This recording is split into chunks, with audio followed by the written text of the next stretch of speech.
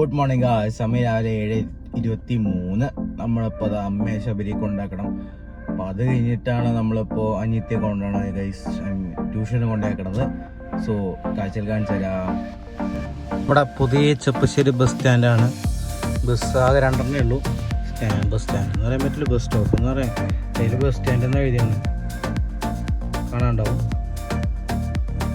ആകെ 2 ബസ്സേ ഉള്ളൂ. നിർത്തിയിട്ടിരിക്കുക തോന്നണം.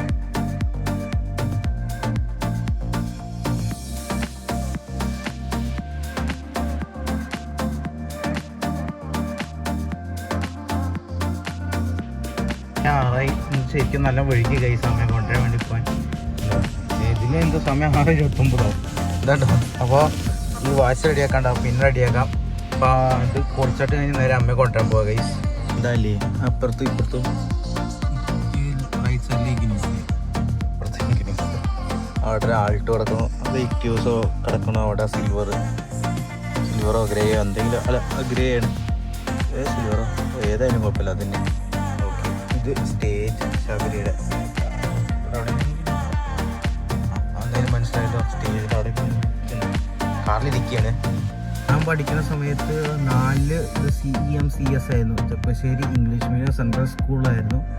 പിന്നെ അത് ശബരി സെൻട്രൽ സ്കൂളായി. 2000 ഞാൻ 6 പഠിക്കുമ്പോൾ 5 പഠിക്കുമ്പോൾ ഒഫീഷ്യലി ശബരി എന്നാക്കാന്നായിരുന്നു. 6 പഠിക്കുമ്പോൾ ശബരി സെൻട്രൽ സ്കൂളായി. പിന്നെ യൂണിഫോം ഒക്കെ പഴയ പോലെ തന്നെ, പക്ഷെ ബെൽറ്റ് മാറി.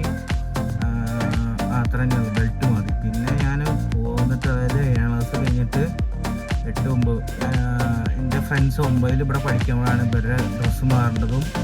പിന്നെ ഇപ്പോഴത്തെ കാണുന്ന മറ്റേ ബ്രൗണും ബ്ലാക്കൊക്കെ തോന്നുന്നില്ലേ, അതായത് ആ ഡ്രസ്സ് അപ്പം ആയതാണ്. ഞാൻ എൻ്റെ ഫ്രണ്ട്സ് 9ൽ 10ൽ പഠിക്കുമ്പോഴാണ്, 9 തോന്നുന്നു, അറിയില്ല, കറക്റ്റ് അറിയില്ല, എപ്പോഴാണ് അറിയില്ല. സോ അപ്പോഴാണ് 9ൽ തന്നെ ആവും.